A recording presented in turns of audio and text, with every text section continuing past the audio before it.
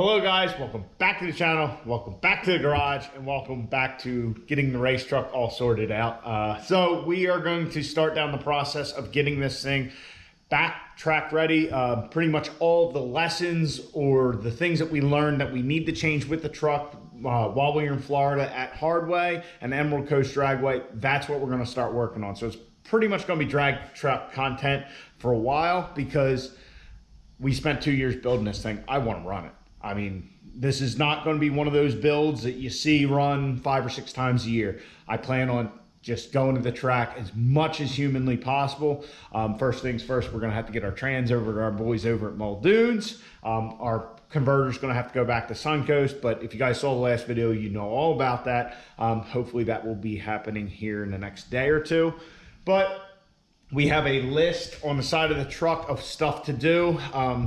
Just various stuff from, like, our exhaust pipe was shooting down, you know, when we were on the dyno and when we were at the track. That's why we ran it without the front clip, which honestly I was okay with because it looked really cool. Just looked gnarly. Just this big Freedom Racing engine hanging out there. But anyhow, we're going to start on all that little stuff that we got to correct to make the drag truck as functional as possible, and just, you know, lessons learned kind of deal. So one of the big takeaways from the track, and was kind of ate up a lot of our time there, was getting the thing to hook at the track. So if you guys watched the video of us taking this to the track, if you didn't, go check it out. 2 years we were doing this to get there, so go check that video out if you haven't seen it already. But anyhow, our big issue, we were able to get the rear suspension to do what it was supposed to, but then we were just unloading the front of the truck. So what we ended up doing was take a ratchet strap from our, I guess that's our sway bar mount, up over and connect it over here over top of the coil bucket. So we're going to fix that problem. Now, like I said, we ratchet strapped it at the track and that worked, but we need a permanent solution, something safer. You know, what if one of them ratchet straps would have broke? You know, that's a possibility, all that kind of stuff. Actually, one broke, and I don't know if it was when we offloaded it off the trailer, because I was so tired that day, I didn't even take them off when we loaded the thing up. So either our 16-hour drive back or offloading it off the trailer, one of those straps broke. But we're going to do a permanent fix today. So I want to shout out my man Mitchell Stapleton, Stapleton 42, I think is Stapleton 42 _ on the Instagram. He also has a YouTube channel by the same name.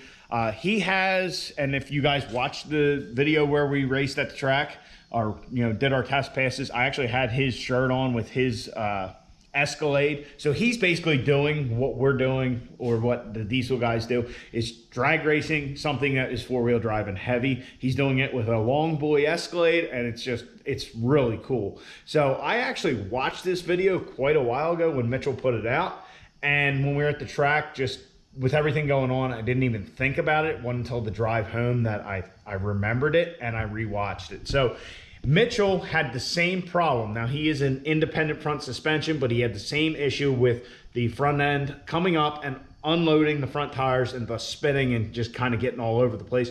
So Mitchell came up with the solution. I definitely suggest you guys check that video out. He goes very in depth into what he found and what he did and all that. And we're pretty much going to duplicate it. So what we're going to do is we're going to add chains to the front of the race truck. So the point of the chains is just to keep the front end from coming up. That being said, the right way to do this would probably be to get coilovers for in the front, like we did in the rear from the guys at Menser. But like I said, I want to run the truck, so I don't want to get into anything that's too involved or heavy fabrication, anything like that. I just want to kind of have a good fix for now, and then this winter maybe we'll revisit it and do it correctly. So what we are going to do is we're actually going to build brackets. I have this tube here. As you can see, I have a piece of all thread. I got most of this stuff at Tractor Supply. Our chain I had out in the shed, but we got some clevises from Tractor Supply as well.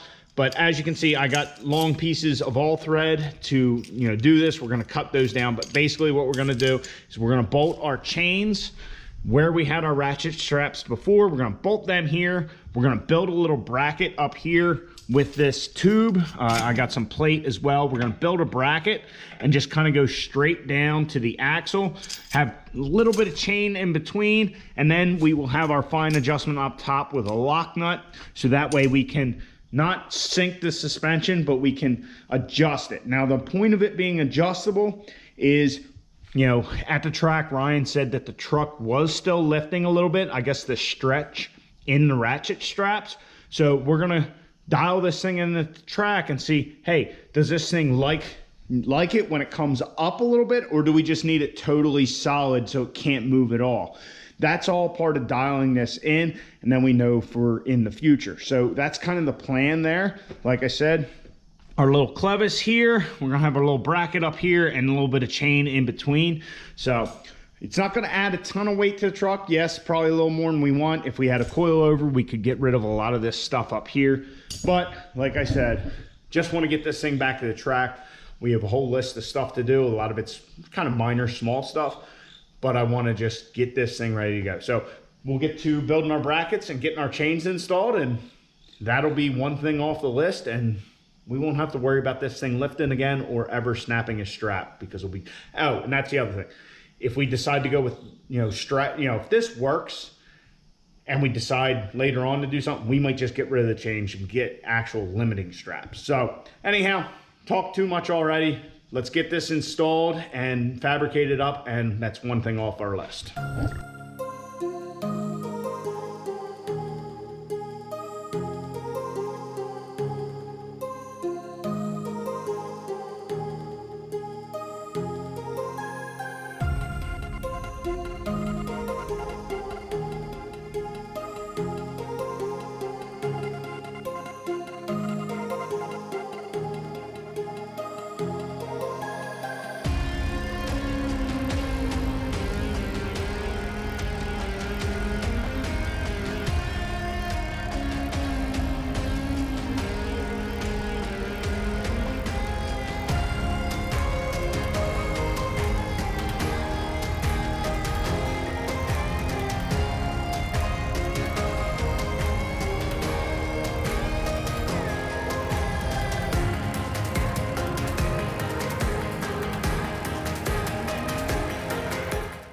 All right, so side one is complete. We got the whole thing in. I'm very happy with the results. Honestly, it's a lot less chain thanks to this clevis we got from Tractor Supply, but yeah, it's a little longer, but I was expecting more. To be 100% honest with you guys, I kind of just eyeballed this thing, and I was like, oh, I'll figure it out when I go to Tractor Supply, and that's what we did. So I definitely thought the spread here was a little more, so we were gonna have more chain in there. So really, we didn't add that much weight, but also I had plates, let me see. I had plates here that originally what I was gonna do is space this out to match where the sway bar link was.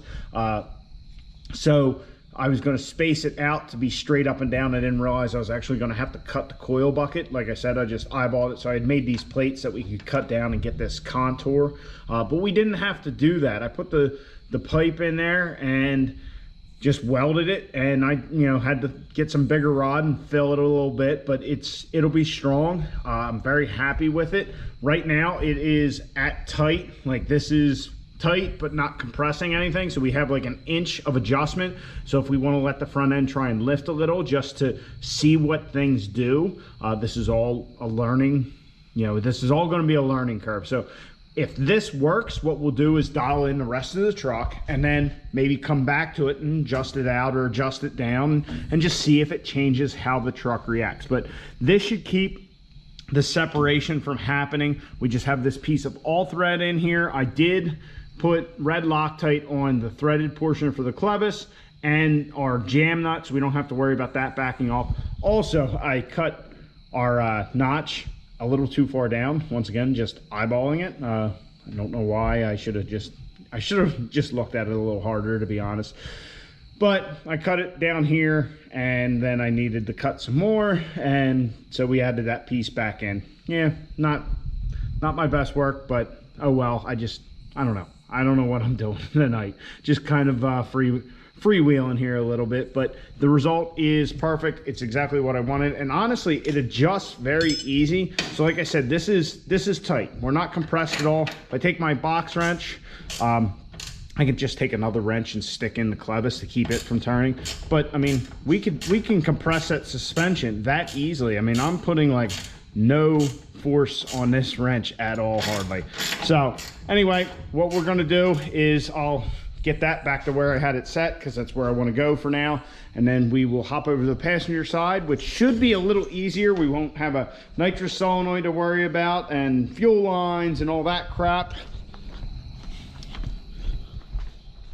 We just have turbo piping. Yeah, I was hoping this would be easy. All right, well, maybe we'll pull that pipe. We'll see. But yeah, we'll hop over here to the passenger side and get that done too.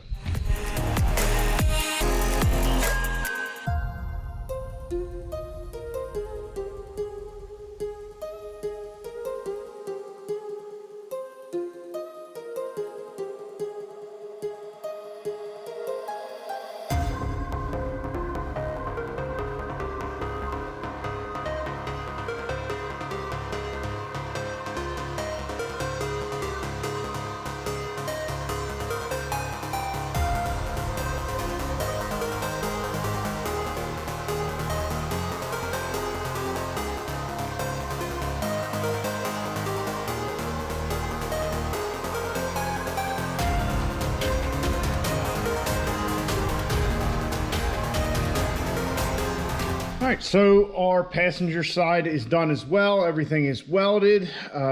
We got, about an inch of travel up top here, so we have room to adjust it just to see what it'll do. This came together very nicely. This side I spent a little more time actually eyeballing it, and we only had to make one cut, so that's good there. Everything is nice and taut. So this will keep the frame and the axle from separating when we launch, just like our ratchet straps did. Like I said, Ryan said the straps seemed like they were stretching a little and we were getting a little bit of movement, so I'm going to keep them taut. Next time the truck goes down the track, that's how we'll have them. We'll see if it reacts better, worse, whatever, or if it doesn't make a difference, and then we can adjust them from there. Very happy with how this all turned out. Also, I did, and I know this is kind of just little stuff, but normally I would put a bolt in the other way so you just see the head, not see the nut and the thread sticking out. But I actually cut these bolts down because I got longer bolts. So really in this sway bar mount, or I think it's sway bar mount, whatever, it doesn't really matter. Most of that is the body of the bolt. It's not threads. So I got as long a bolt as I could. So I limited the amount of threads that were in here, getting force on them, just to make it stronger. I know it's something little and probably something I didn't need to worry about, but that's what I did. I just got something. So this bracket here is 5/8 thick. We have about a 1/2 inch of body past the chain on the bolt. So we have just a little bit of thread inside of there just to, give it some added strength so we're not, pulling on threads. Like I said, it's a little thing. Also, I did put it on this side of the bracket just so we limited the amount of space here. If I went to this side, we'd have probably another link in there or whatnot. But little stuff like that,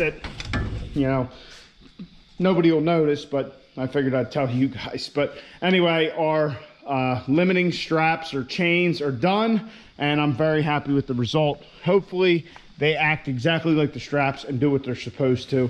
Like I said, maybe we'll put limiting straps in it. Now that I see it, maybe we won't. I don't think that looks too bad or anything like that. And yeah, kind of different. So anyway, guys, we got our limiting strap situation sorted out, so that way we can launch the truck at the track and not have ratchet straps on it that could possibly bust and cause an incident or something like that. And that way we're just safe. That's, I think, fairly robust for what we're doing. All we're doing is trying to keep the frame from coming up. We did it with ratchet straps. I think chain and all thread will handle the job. So anyway, I don't know. I'm just kind of rambling at this point, to be honest with you. So our front axle limiting situation is solved. That's one thing off of our list. And now we can keep going on the drag truck.